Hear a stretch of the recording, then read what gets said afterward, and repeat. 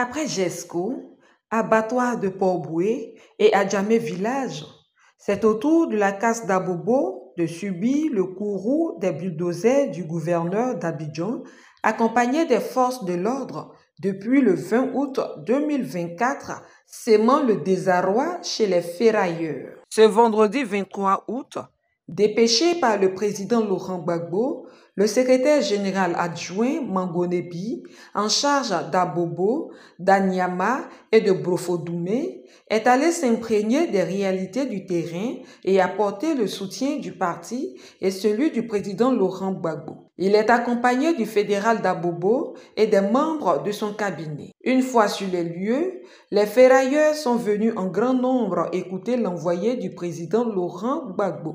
Le secrétaire général adjoint a pris la peine de visiter le site avec les responsables de la casse pour mieux constater les dégâts. Grand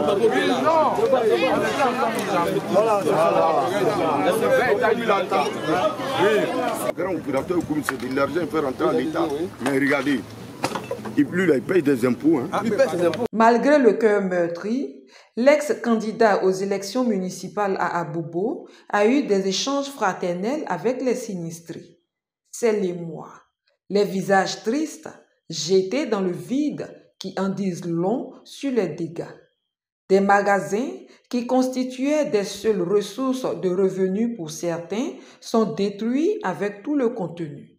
Le matériel jonchant le long des rues. Pour tout parti politique, le Parti socialiste, comme le PPACI, qui est toujours sauvé des opprimés, c'était important pour la situation que vivent nos amis de la casse, que le président Laurent Gbagbo me demande de venir apporter son mot de compassion, son mot de soutien. Aujourd'hui, nous sommes proches de la rentrée scolaire. Nous savons combien de fois, ce que nous vivons en Côte d'Ivoire, la cherté de la vie. Nous savons combien de fois la vie est chère. En plus de cette vie qui est chère, voir des pères de famille sans revenus, voir des pères de famille qui ne pourront pas demain mettre l'enfant à l'école, qui ne pourront pas demain manger, c'est normal pour le président Laurent Gbagbo de demander à ses représentants à Abobo de venir apporter son soutien à toute la casse. Je voudrais dire à la casse que le président Laurent Gbagbo suit le déguerpissement de près, je voudrais qu'il vive de près. Et de retour au pouvoir, il trouvera une solution définitive à ce que la casse vit. Vous voyez, le gouvernement qui a la puissance publique ne peut pas à tout moment utiliser la gendarmerie et la police pour écraser sa population, pour opprimer sa population. Au contraire, c'est à eux de nous sécuriser, c'est à eux de nous aider à mieux vivre dans l'environnement dans lequel nous sommes. C'est la manière de déguerpir que nous condamnons. Au nom du président, nous condamnons cette manière de déguerpir, cette manière barbare, cette manière inhumaine.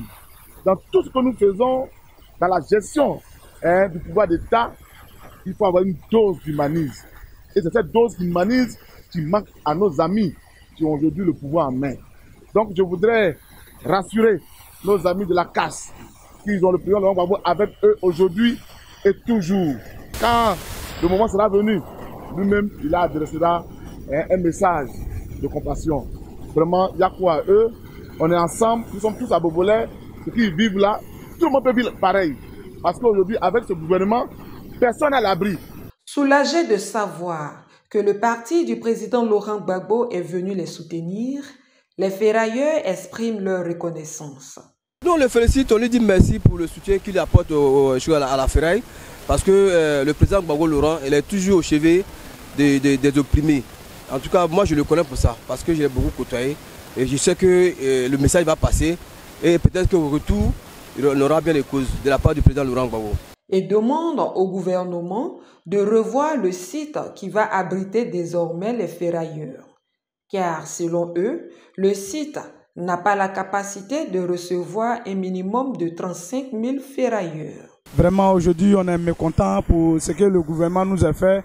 On est ici, on se débrouille un peu, on ne vole pas. Grâce à Dieu, on se débrouille ensemble ici. Mais ils sont venus nous chasser comme des chiens. Vraiment, on a un droit aussi. quand tu veux chasser quelqu'un, il faut prendre des mesures.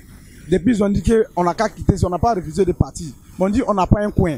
D'autres, c'est petit. Nous tous, on ne peut pas rentrer là-bas. Les magasins sont petits. Les magasins à vendre aussi, c'est trop cher.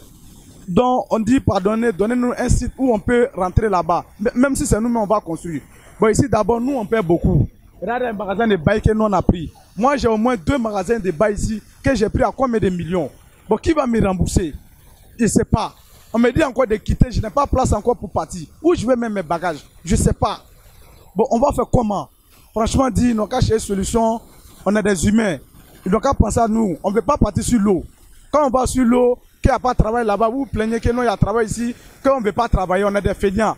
Bon, où on se débrouille encore, vous venez casser. Maintenant, on n'a qu'à faire comment? On n'a qu'à faire comment? Nous, la jeunesse, là, on n'a qu'à faire comment? Quand on va sur l'eau, vous vous plaignez. On est ici encore, on se débrouille, vous venez tout casser. Ils n'ont qu'à régler le problème d'entrée et puis voir si les ferrailleurs n'iront pas. Les magasins qui sont en entrée, c'est de l'argent qu'on paye pour avoir. On sait que c'est un domaine de l'État, mais c'est de l'argent qu'on paye pour avoir. Qu'est-ce qu'ils bloquent?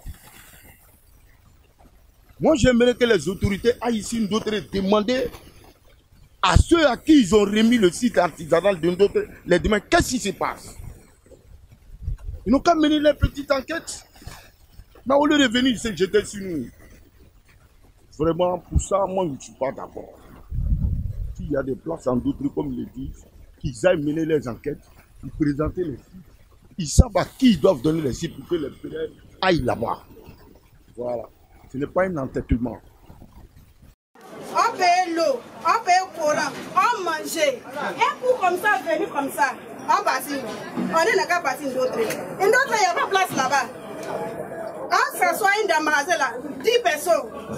On met marchandises là ou ça. Comme ça, on n'a qu'à nous former que, ah, voici papier, on a donné comme ça. Voici tant, faire comme ça. Un coup comme ça là. Matin, on dit à ça en vent. On est venu, on ne peut rien faire, on ne peut pas rentrer même. Nous bagager, manger à manger dans beaucoup de magasins des gens. Pour garder comme ça, pour rien comme ça. C'est pas normal. C'est même pas normal. Le Parti des peuples africains Côte d'Ivoire, conformément à son idéologie de solidarité, partage avec n'importe quelle couche de la société des problèmes et manifeste son soutien. C'est le président Laurent Gbagbo qui connaît mieux les Ivoiriens. Rendez-vous est pris pour 2025.